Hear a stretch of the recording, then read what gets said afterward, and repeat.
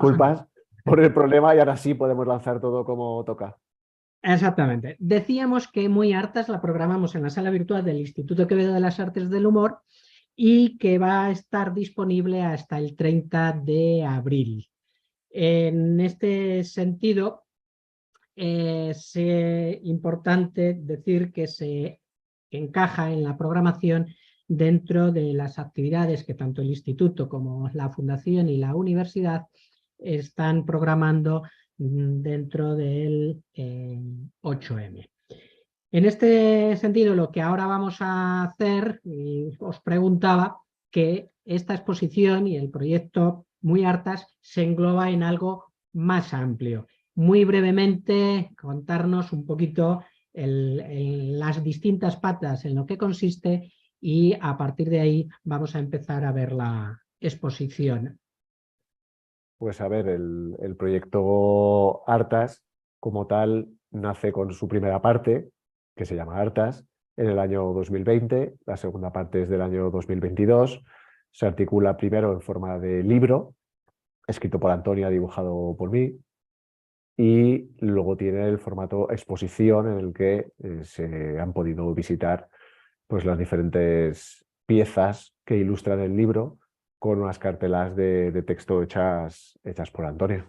Lo que pretendemos es, desde nuestra parcela, que es el arte, reivindicar todas estas mujeres artistas que han existido y siguen existiendo y que por avatares del destino pues no se conocen, no están colgadas en los museos o no tienen el sitio que tendrían que tener.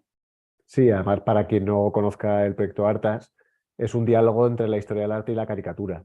Es decir, por eso esa investigación profunda que ha llevado a cabo Antonia se acompaña no con otro tipo de ilustración, sino con caricatura. Entonces es una manera también de utilizar este medio tan concreto fuera de sus páginas habituales, ¿no? De los diarios y las revistas. Perfecto. Iremos comentando, vamos a entrar en la propia sala que quedará abierta en cuanto que termine esta conversación que estamos manteniendo. Y digo que empezamos con, como también en las presenciales, con un texto de introducción a lo que es la exposición. Y después de este texto ya comienza cada una en la que explica un poquito esto que nos acabáis de contar. Empieza, como digo, cada una de las obras. Hay una primera de introducción. ¿Qué pretendéis con esta obra? La introducción habla un poco en el libro del hueco que tienen las mujeres artistas y el por qué no se conocen. Y nos centramos un poco en la figura de Frida, que parece que es la única mujer artista conocida del mundo, cuando esto realmente pues no es así, porque hay infinidad de mujeres artistas. Y la idea era un poco plasmar esa fuerza que tiene que coger el feminismo dentro del arte y dar a todas las mujeres artistas su sitio. Sí, además gráficamente con esos 4 círculos se hace referencia a distintos momentos que aparecen en el texto y visualmente recuerda también al primer libro, ya que tanto Hartas como Muy Hartas parecen el mismo libro intervenido y es un pequeño juego gráfico visual que nos gusta mucho. Y a partir de ahí, la presentación de la obra está más o menos cronológicamente. Digo más o menos porque en algún momento puede haber cierta coincidencia y ahí puede que no. Pero en principio ese planteamiento se ha mantenido en la exposición, ¿verdad? Sí, la idea, tanto en el primer libro en Hartas como en Muy Hartas, era mantener una línea cronológica clara y ver cuáles son las mujeres artistas dentro de esos espacios. Incluso muchas veces poner 2 artistas de la misma época y el mismo país que coinciden en tiempo y en espacio y ver cómo ellas mismas se conocen y tienen influencias la una sobre la otra. Cuando entren en la sala podrán ver que cada obra efectivamente está acompañada con una cartela que si pinchan en control y hacen clic explican la unos datos básicos de esa obra y de esa autora. Y ¿por qué autora habéis comenzado? Pues hemos empezado por Hildegarda de Bingen. Hildegarda de Bingen es una monja muy particular que no solo escribe libros, dibuja, hace música o es apoyada por todos los dignatarios y reyes, monarcas, papas de la época, ¿no? Sino que es una monja que encima tenía visiones, ¿no? Sí, además gráficamente ya desde el primer dibujo, aparte de verse la relación con el primer libro, lógicamente es una segunda parte y por tanto no había que hacer algo demasiado radical, sí que se ven ya unos ciertos patrones que vamos a mantener y que hemos mantenido en el resto de trabajos, y es esas figuras de líneas muy limpias, mezclando línea con contornos, con texturas muy fuertes, y en este caso hemos querido que todos los fondos tengan un carácter narrativo. Todos los fondos nos cuentan algo de las mujeres artistas que están representadas, ¿no? Queríamos que formaran parte de su historia. Veremos algunos ejemplos ahora cuando vayamos avanzando en la exposición. La sala, como hemos dicho en otras ocasiones, hace o imita la Fábrica del Humor, y en ese sentido pues mantiene esos dos espacios, ¿no?, que vamos a ir viendo. Aquí tenemos a Sabina von Steinbach, una de las primeras mujeres constructoras de la historia del arte.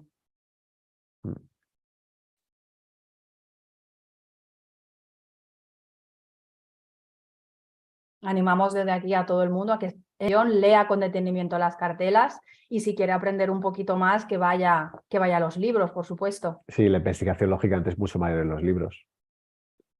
En el caso de Proprietà de Rossi, lógicamente a mí me apetecía mucho a nivel gráfico centrarme en esos melocotones que se ven en el fondo pixelados, que no se terminan de apreciar bien, pero también ese es el juego, por una cosita que menciona Antonia en el texto y que pues ella sabe explicar muy bien. Es una escultora fantástica y empezó trabajando, tallando huesos de melocotón precisamente, con escenas complicadísimas que se convirtieron en objeto de culto prácticamente de toda la sociedad de Bolonia del momento. Son esos pequeños guiños o niveles de lectura, como nosotros hemos venido a llamar, que si se reconocen y se entienden, la obra pues tiene muchos más matices, pero que tampoco son imprescindibles para poder apreciar la obra en sí, claro. Es una manera muy directa de ligar texto e imagen al mismo tiempo.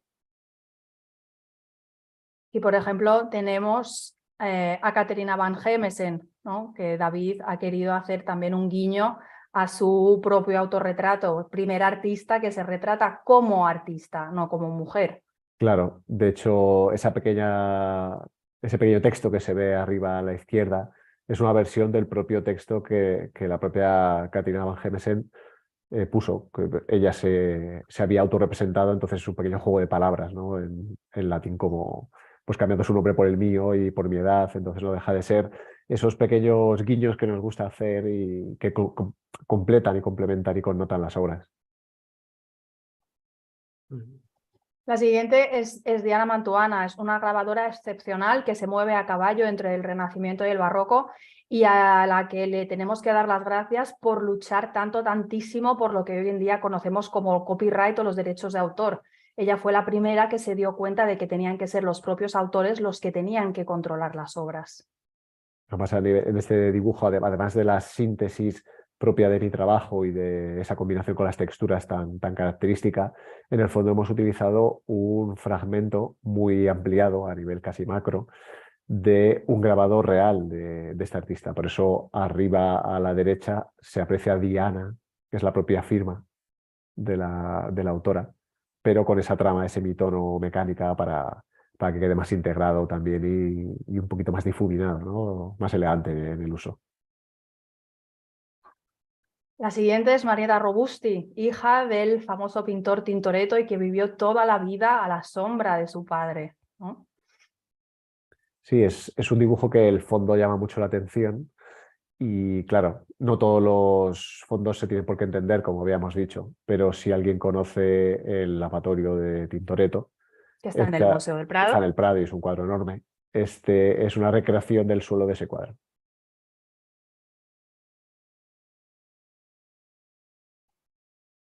La siguiente es María Sibila Merian, considerada una de las pintoras científicas más importantes de su momento y también considerada la primera entomóloga, ya que su trabajo fue dibujar orugas, mariposas, polillas y todo lo que tuviera que ver con el mundo animal.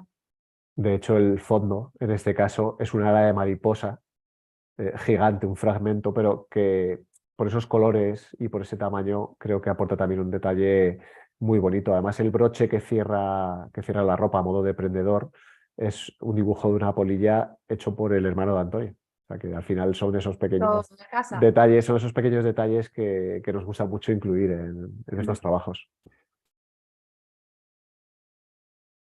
Adelaide Lavillard y la siguiente, Mary Guillemín Benoist, están ligadas en cierto modo por lo que decíamos, son dos mujeres que viven en la misma época en periodos muy cercanos.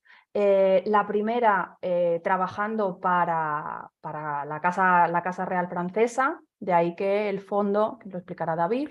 Sí, en el fondo de esta obra está extraído de un tapiz de Versalles.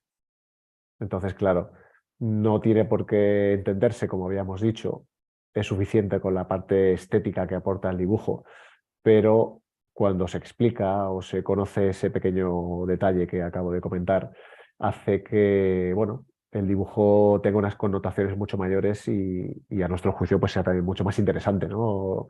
Que esté lleno de estas pequeñas anécdotas.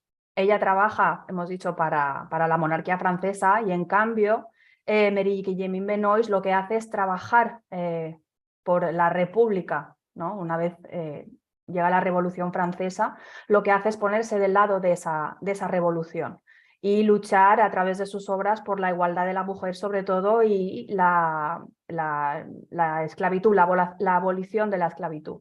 Claro, aquí en este dibujo yo he intentado versionar un autorretrato de la propia autora y para el fondo hemos cogido un fragmento súper ampliado de una obra de Jacques-Louis David, que fue su maestro. Entonces nos gusta también vincular un poquito con este detalle de, bueno, de su formación y de la historia del arte, al fin y al cabo. Emily Mary Osborne es la que pone la primera piedra de lo que va a ser el feminismo en pintura.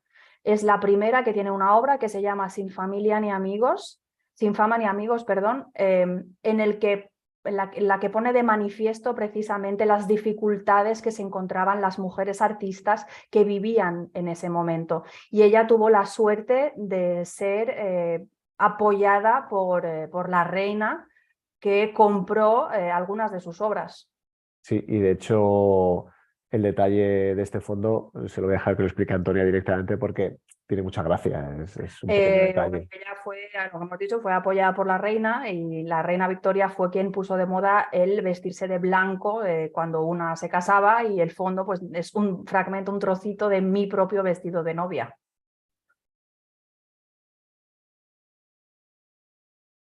La siguiente es Harriet Powers. Harriet Powers jamás tuvo ninguna intención de ser mujer artista, ni se le pasaba por la cabeza. Era una mujer que fue esclava en una plantación de algodón siendo joven y en el momento en el que se abolió la esclavitud, se compró junto a su marido un terrenito en el que poder vivir libremente y se dedicaba a tejer y a bordar colchas. Esas colchas hoy en día son consideradas obras de arte en sí mismas y están colgadas en los museos más importantes del mundo y ella simplemente las vendía pues, para poder sobrevivir. Que esta es una caricatura que fue bastante difícil de hacer porque solo se conserva una imagen en muy mal estado de Harriet Powers. Entonces, bueno, es un reto, ¿no? A la hora de dibujar y a la hora de complementarlo y de añadir ese detalle hemos utilizado una de sus propias colchas que se ve en el fondo.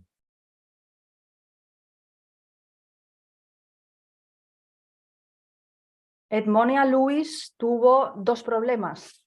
No solo era mujer, sino que encima era de color.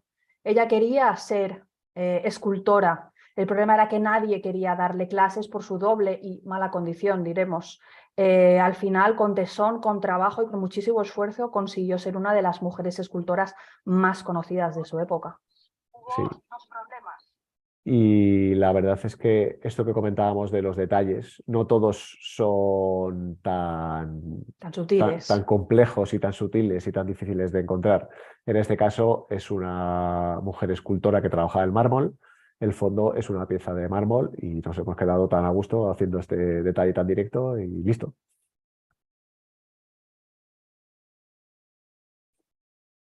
Alice Guy, considerada la primera directora de cine. Empezó trabajando como secretaria en los estudios Gaumont en París y al casarse dio el salto a Hollywood, donde tuvo su propio estudio cinematográfico. Sí, además, obviamente los detalles en esta obra son quizá mucho más fáciles de reconocer, ¿verdad? Al ser directora le hemos puesto esa especie de aguja en el pelo, que es un fragmento de película, y la montaña de Hollywood en el fondo, pequeñita y sutil y bastante difuminada, pero nos gusta como detalle.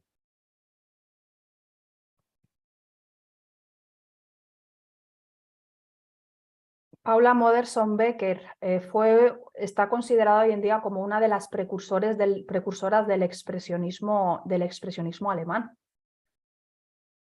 Es un dibujo que a mí especialmente me gusta mucho, es de mis favoritos, aparte por la exageración y por cómo he optado por dibujar al personaje en sí. El fondo me gusta especialmente también porque basándonos en un autorretrato que tiene ella, en la que el fondo tiene como unos puntitos, que es como lo podríamos ver aquí, he querido representarlo, intentar captarlo con textura utilizando una piel de avestruz, o sea, que realmente funciona bastante bien para recrear ese fondo pintado de la autora. La textura de la ropa también tiene una pequeña historia, pero bueno, hay que buscar siempre esos pequeños guiños. Aurelia Navarro es una pintora española completamente excepcional que tuvo la osadía de autorretratarse desnuda, demostrando que aunque las mujeres no pudieran asistir a una academia para aprender pintura anatómica del natural, ella no se quedaba atrás. La mala suerte quiso que precisamente por dibujarse a sí misma de este modo, terminara recluida en un convento. Aquí hay varios detallitos que bueno, hemos añadido y que nos gusta destacar. Uno es ese pendiente rojo con el que se autorrepresentan diferentes retratos, que es un pequeño guiño. El fondo hace referencia a un artesonado de la Alhambra de Granada, su ciudad. Y esa pequeña chapa o pin que lleva colgada es una imagen de Velázquez, del Velázquez autorretratado en las Meninas, puesto que, bueno, pues Su autorretrato bebe mucho eso es. del desnudo del espejo de Velázquez. Perdón. Sonia Delaunay, bueno, conocidísima no solo por su matrimonio, el tándem Delaunay funcionó muy bien, y sobre todo por ser la creadora de prendas de moda absolutamente excepcionales, entendiendo que el arte tenía que llegar a todos los niveles de la vida y no quedarse colgado en las paredes de un museo, sino que las mujeres también podían vestir arte. Y como pionera y creadora del simultaneísmo, si no me equivoco, con ese uso tan peculiar del color, es por donde quisimos completar esta caricatura. Bien por esa especie de pantonario morado utilizado para la ropa, que funciona como si fuese un vestido, pero realmente es un pantonario real, como ese otro pantonario de otro tipo que hemos utilizado para el fondo, para hacer alusión a esa teoría del simultaneísmo. Tarsilo de Amaral es un caso muy curioso, ya que vino a Europa a aprender pintura, porque Europa era la cuna o la madre de todo el arte, y regresó a su país viendo que en Europa lo que se estaba haciendo era mirar al primitivismo que ella ya tenía en su propio país. Así que de poco le sirvió venir a Europa a estudiar. Y a nivel gráfico también tiene muchos detallitos, desde esa ropa roja y el maquillaje, por ejemplo, mitad rojo, mitad azul, porque está basado en sus propios autorretratos y añadimos dos detalles, esos cactus, por una de sus obras más famosas, muy conocida, y porque parece ser que siempre iba con una libreta a todas partes y por eso no se me ocurrió otra cosa que ponerle una libreta colgada de pendiente, debido a que, bueno, siempre vestía unos grandes pendientes y me Ella pareció... viajó mucho por su país, por Brasil, siempre acompañada con una libreta donde iba tomando notas que luego plasmaba en sus obras. Georgia O'Keeffe se hizo conocidísima hace relativamente poco por una gran y maravillosa exposición que le hizo el Museo Thyssen de Madrid, una de las pintoras americanas más importantes del momento por su visión particular del arte y de las flores sobre todo. Sí, de hecho, esas flores las he querido representar, una de ellas como colocada en el pelo, casi a modo de broche, de prendedor, lo mismo con sus famosas pinturas de cráneos y huesos, que es ese otro broche que tiene en la ropa, y el fondo hace referencia a una etapa de su trabajo en la que pintaba nubes. Entonces son tres elementos que hacen referencia a tres épocas diferentes de su producción. Hannah Hogg para mí es una de las imágenes a las que tengo muchísimo más cariño. Hannah Hogg fue la inventora de la técnica del collage y a ella le debemos que hoy en día conservemos muchísimas obras de arte porque bueno, pues cuando llegó el nazismo muchas de ellas hubieran sido destruidas porque en ese momento se consideraban arte degenerado y ella fue la encargada no solo de hacer sus propias obras, sino de guardar, jugándose la vida, todas las obras de los compañeros que tuvieron que salir de la Alemania nazi. Además, a este dibujo le tenemos un cariño especial porque como creadora, inventora del collage, nosotros quisimos hacer en el fondo un collage de recortes de periódico que son todos ellos reales y son los artículos que nos han hecho a nosotros dos sobre nuestros libros, hartas y muy hartas. De hecho, por eso se ve un fragmento de los textos, del libro, de alguna foto de otros trabajos del primer libro. Entonces nos gusta mucho este pequeño detalle, además de algún otro detalle, como por ejemplo esa barrita de pegamento a modo de tatuaje que tiene en el cuello, porque el collage, tijeras y pegamento son fundamentales. Elena Sorolla es conocida por ser la hija del gran maestro Joaquín Sorolla, pero lo que no mucha gente sabe es que fue una escultora absolutamente espectacular que tuvo unos maestros de primer nivel. Y aquí podemos usar como texturas realmente cualquier cosa, que eso hace que sea tan divertido y tan amplio este campo, ¿verdad? Y en este caso el fondo y la ropa están sacados el fondo en concreto de un retrato que le hizo su padre y la ropa de una propia fotografía de ella que encontramos en un libro y hubo que, lógicamente, escanear, tratar digitalmente y poder utilizar para connotar esta imagen de esta manera. En el Museo Sorolla de Madrid se pueden ver algunas de sus esculturas en vivo y en directo.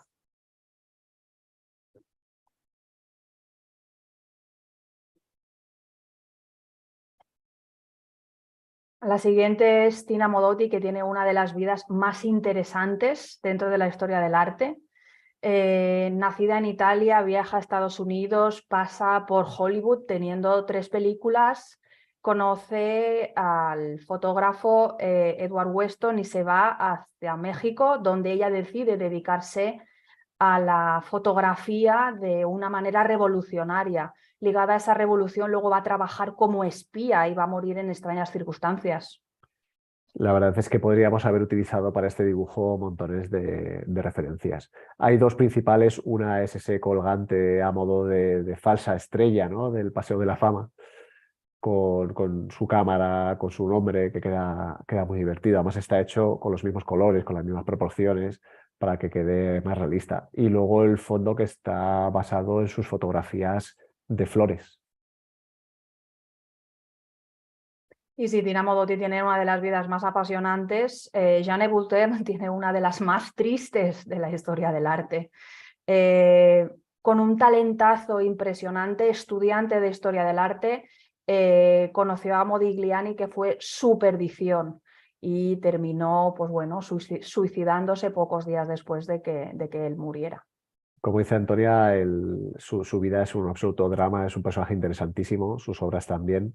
Y a mí es un dibujo que me gusta mucho porque, aparte de ser el primero que hice de Muy hartas, es, es donde pues empecé a volcar esos pequeños detalles y bueno, esos pequeños guiños que están desde ese horizonte en dos colores que está basado en un propio autorretrato, en una obra de Jeanne Butern, hasta bueno, pues ese pequeño marca cicatriz que pone Modi, que es como llamaban a Modigliani al lado del cuello, porque realmente la marcó, y nunca mejor dicho.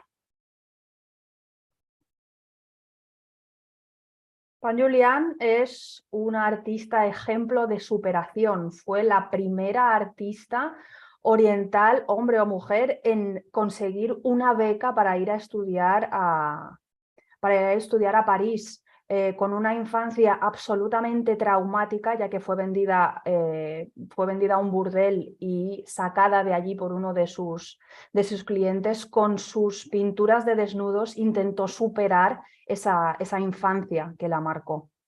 Y como decíamos con el caso de Mona Luis, a veces no hay que complicarse mucho con los guiños. Fue a París, fue muy importante su trayectoria, una boina francesa con la Torre Eiffel en la boina como las que se pueden comprar cualquier turista, y luego esa textura que hace referencia a un tipo de texturas o de tapizados asiáticos. María Izquierdo fue una artista mexicana que tuvo la mala suerte, lo diremos así, de ser coetánea de Frida Kahlo y compartir tiempo, compartir espacio, incluso conocerse. Tuvo una vida también muy interesante, marcada por los muralistas mexicanos que no la dejaron participar en muchas ocasiones con su trabajo en los diferentes encargos que tenían, apropiándose ellos de todos esos encargos y dejándola fuera. Y este dibujo, como se puede ver, está lleno de detalles, desde los colores de la bandera mexicana en las cintas del pelo, al pendiente, que es una alusión como a Diego Rivera, es una pequeña caricatura muy extrema, muy sintética también, del personaje, porque fue importante y le marcó, a ese mural de fondo por su interés en la pintura mural, y también esa tela a modo de cortina por los altares que pintó. Dora Maar es uno de los personajes que a mí más me marcaron a la hora de empezar a escribir Muy hartas, conocida por ser musa de Picasso, y que bueno, habría que reivindicar ya de una vez por todas por ser ella una gran artista, con unas fotografías surrealistas que marcaron el devenir de lo que sería el propio movimiento surrealista, y que una vez dejada por Picasso se recluyó en su casa y nunca más volvió a salir. Y este dibujo tiene otros tres guiños, otros tres niveles de lectura. Uno, quizá el más evidente, es la camiseta de rayas típica o tan famosa de Picasso cuando ya era más mayor. Esa especie de broche que hace referencia a una fotografía de un armadillo muy famosa. Y el fondo geométrico que nos gusta mucho, pero que realmente es un macro, super macro del Guernica. Es un fragmento de la obra de Guernica. Ella es importante precisamente porque es la única persona que tiene acceso al proceso creativo de creación del Guernica. Y en el Museo Reina Sofía de Madrid, en la misma sala donde está el Guernica, hay una serie de fotografías que son hechas precisamente por Dora Maar, donde podemos ver todo ese proceso.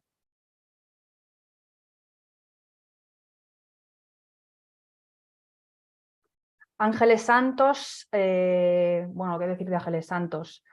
Fue una pintora que tuvo un éxito muy joven. Con 18 años había creado ya lo mejor de su carrera, y a raíz de ahí, de tener una crisis muy fuerte, dejó de pintar, dejó de crear y se refugió en las pinturas de flores y en los jardines y poco más. Y además es un caso muy curioso porque, como vivió muchísimos años y la mayor parte de su vida estuvo haciendo ese otro trabajo, esa otra pintura, nosotros queríamos representarla joven, que es cuando hizo la obra cumbre de su carrera, que se llama Un Un Mundo y mundo que que está se puede ver en el Museo Reina en Sofía el de Reina Madrid. Sofía, sí. Entonces nos costó mucho encontrar esas imágenes de ella joven, ya que su obra se llama Un Mundo, que os animamos a verla porque es una obra maravillosa.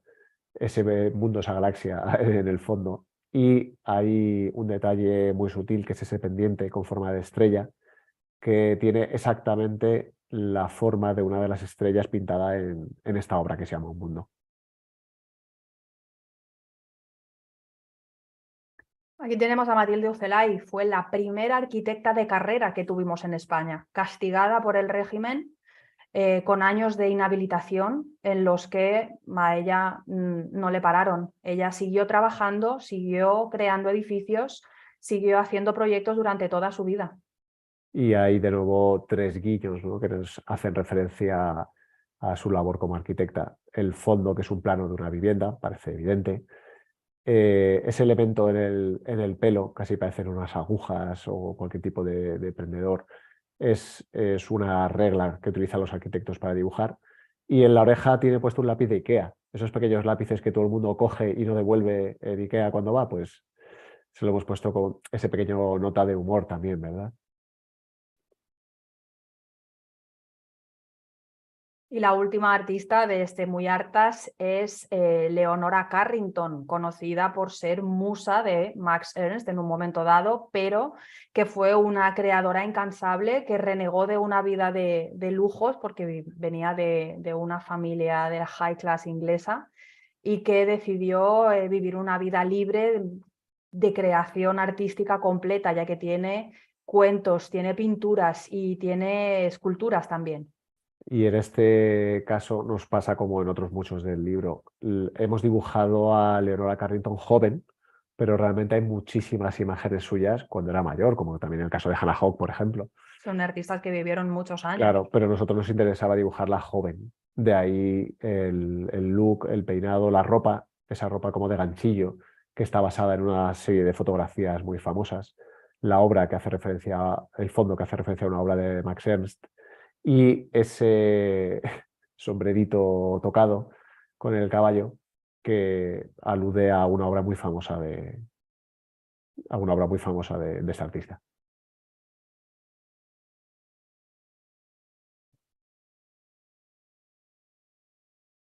Bueno, la exposición termina con vuestras breves biografías, muy resumiditas que hemos puesto ahí, y para la gente que quiera directamente a través del QR que está en la sala puede ir a la tienda para comprar el libro que acoge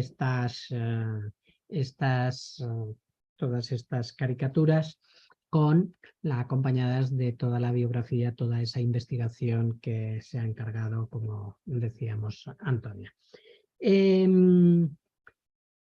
Van dos partes, está en funcionamiento el libro y ahora hasta el 30 de abril decimos la exposición, y la pregunta es,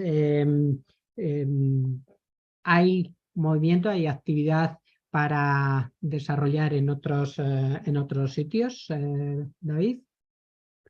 Pues la verdad es que nuestra idea siempre es darle la mayor visibilidad al proyecto posible.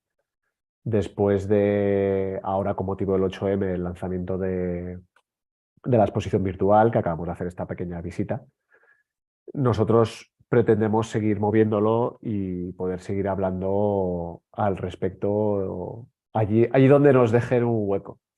Y en este Tenemos... sentido tenemos, por ejemplo, el 4 de abril, ¿no?, en Valencia, en la Universidad de Valencia, que acogerá una conversación con vosotros con motivo de este libro dentro del ciclo de Mujeres Artistas.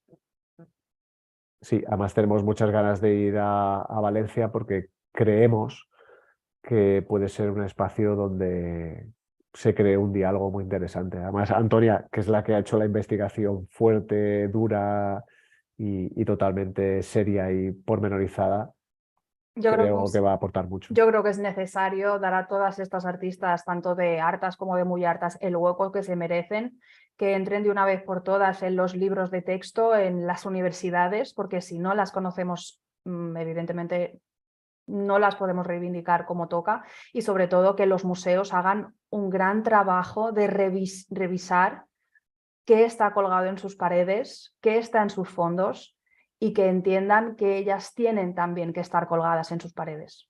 En este sentido, Antonia, ¿cuál es la situación de las mujeres artistas en los museos españoles?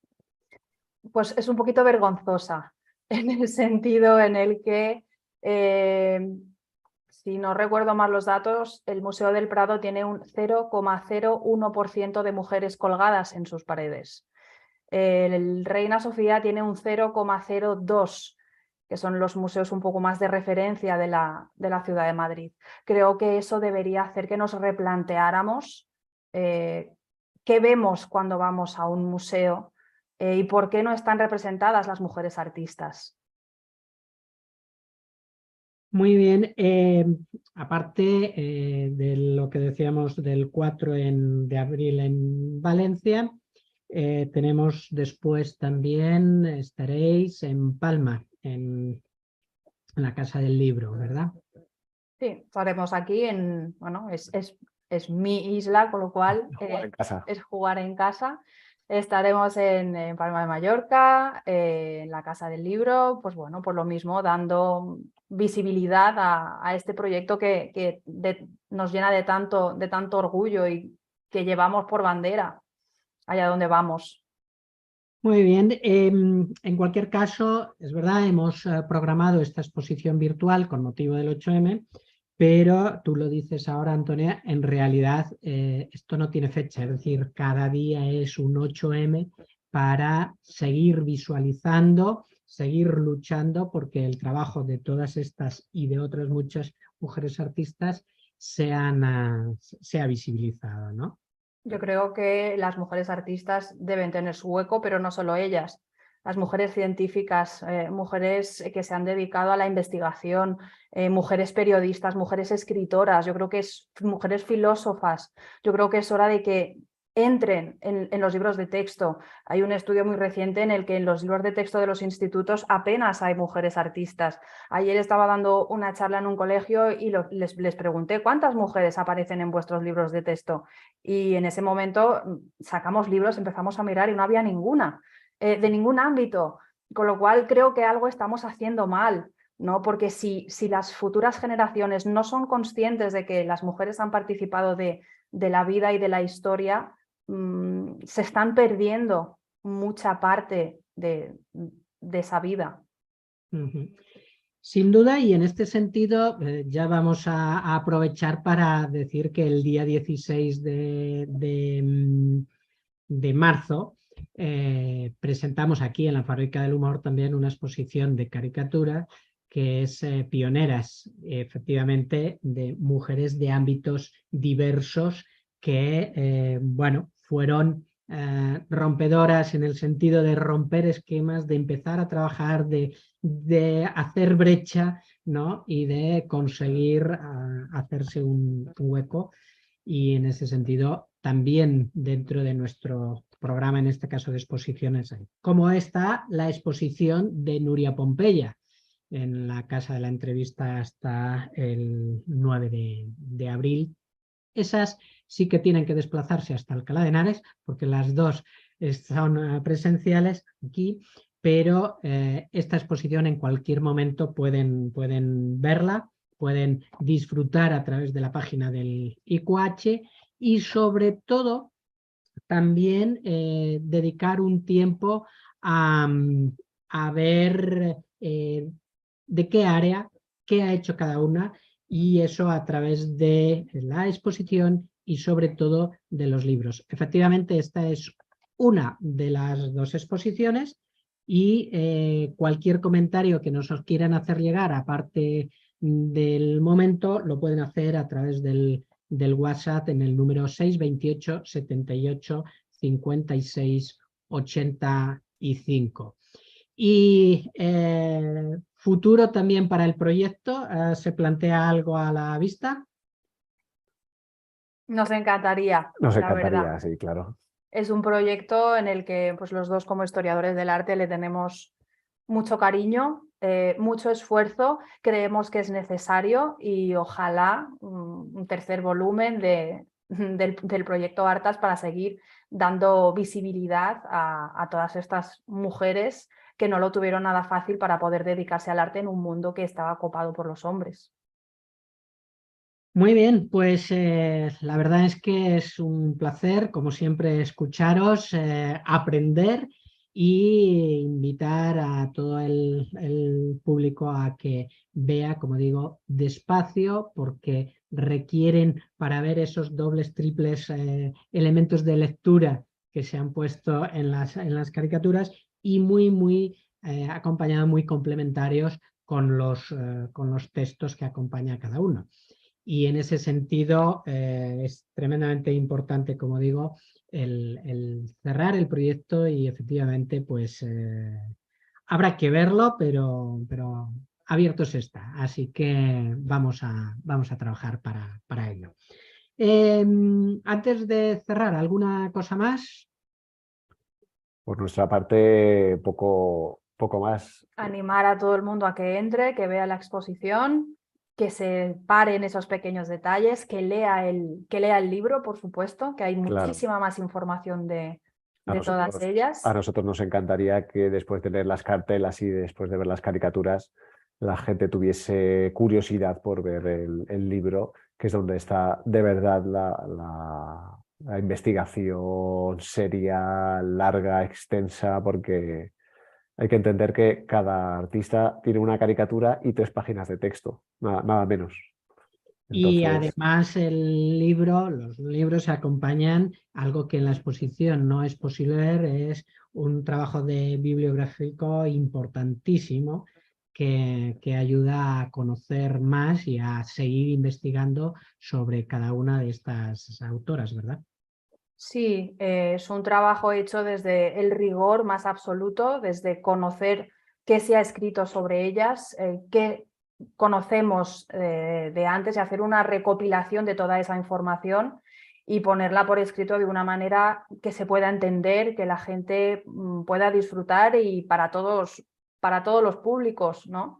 Es decir, yo ya me he leído libros ferragosísimos sobre el tema para que ahora mismo pues todo el mundo lo pueda disfrutar de una manera amena y de una manera muy clara y muy sencilla.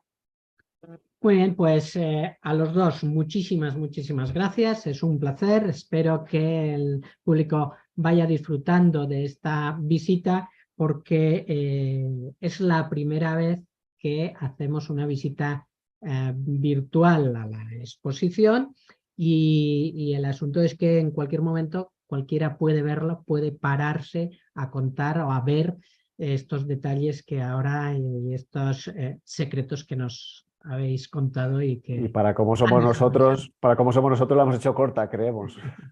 Pero bueno, hay que decir que en el momento en que uno se lea la biografía del artista y vuelva a mirar otra vez el dibujo, va a haber muchísimas más pequeñas cosas, ¿no? Lo que hemos dicho antes creo que es importante y es que texto e imagen están ligados de una manera muy directa.